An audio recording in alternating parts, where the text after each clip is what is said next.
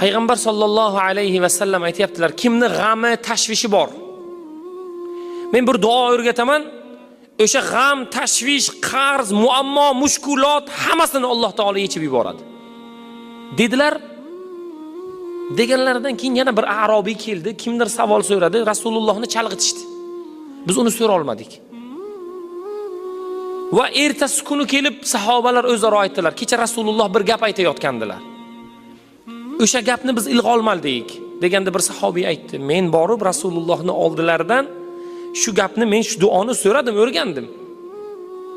U duo La ilaha illa anta subhanaka inni kuntu minaz zolimin degan duo bu oyatda ham bor. Bu Payg'ambar sollallohu alayhi va sallam aytdilar, birodarim Zunnun, ya'ni Yunusni duosi. Olimlarimiz aytadilar, agar Yunus